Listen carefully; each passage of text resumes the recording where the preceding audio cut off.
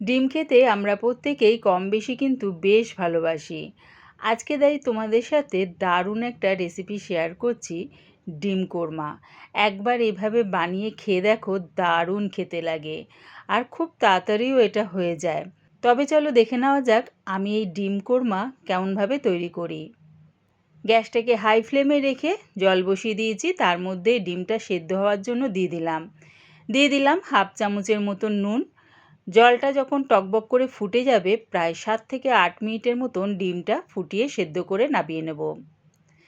কড়ার মধ্যে দিয়ে দিলাম বেশ খানিকটা রিফাইন তেল। তেলটা ভালো মতন গরম হয়ে গেলে দুটো বড় সাইজের পেঁয়াজ স্লাইস করে কেটে নিয়েছি, সেটা দিয়ে দিলাম। আর এই সময় কিন্তু গ্যাসটা আমার হাই ফ্লেমে আছে। পেঁয়াজটাকে আমি বেরেস্তা করে নেব। দেখো পেঁয়াজটা ঠিক আমার বেরেস্তা হয়ে গেছে, মানে বেশ লাল লাল করে ভাজা হয়ে গেছে। এবার এটা নামিয়ে ঠান্ডা করে নেব। ঠান্ডা হয়ে যাবার পর মিক্সির জারে দিয়ে দিলাম 4 চামচ টক দই আর 1 মুঠ ভাঙা কাজু। কোনো রকম জল ছাড়া এটা মিহি পেস্ট বানিয়ে নিলাম। গ্যাসটাকে মিডিয়ামে রেখে ওই পেঁয়াজ ভাজা তেলের মধ্যে সেদ্ধ করা ডিমগুলো দিয়ে দিলাম সামান্য একটু হলুদ গুঁড়ো, কাশ্মীরি লঙ্কার গুঁড়ো আর নুন।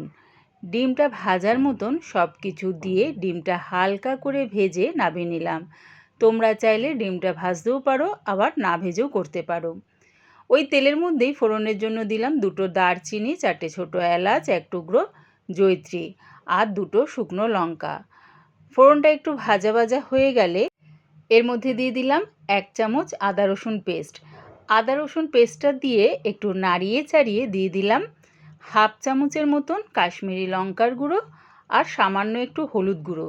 এই সময় দিলে কি হবে, কালারটা কিন্তু দারুণ আসে। দেখো কালারটা কি সুন্দর এসছে না।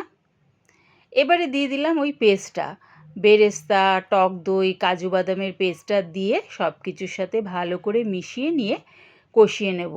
দিলাম মিক্সি ধোয়া জলটা দিয়ে একটু নাড়িয়ে চাড়িয়ে দিয়ে দিলাম ঝাল লঙ্কার গুঁড়ো, ধনের গুঁড়ো, জিরের গুঁড়ো আর দিলাম গরম মশলা গুঁড়ো। মশলাটাকে ভালো করে 5 থেকে 7 মিনিটের মতন কষিয়ে নিলাম। যখন দেখবে এরকম তেলটা ছেড়ে দিয়েছে, তখন দিয়ে দিলাম 2টো টমেটো পেস্ট। গ্যাসটাকে কিন্তু আমি মিডিয়ামেই রেখেছি। দিয়ে দিলাম স্বাদ অনুযায়ী নুন আর দিলাম চিনি। যেহেতু আমি টক দই টমেটো দুটোই ব্যবহার করেছি, তাই টক ভাবটাকে ব্যালেন্স করার জন্য চিনি দিলাম। মশলাটা ভালো করে কষিয়ে নিয়ে দিয়ে দিলাম হাফ কাপের মতন জল। জলটা দিয়ে গ্রেভির সাথে মিশিয়ে নিয়ে আগে থেকে ভেজে রাখা ডিমগুলো দিয়ে দিলাম কসুরি মেথি। সব কিছু ভালো করে মিশিয়ে নিলাম গ্রেভির সাথে। গ্যাসটাকে একদম লোতে রেখে 1 থেকে 2 মিনিটের জন্য ডিমটাকে আমি গ্রেভির সাথে ভালো করে ফুটিয়ে নিলাম। রেডি হয়ে গেছে আমার এগ কোরমা।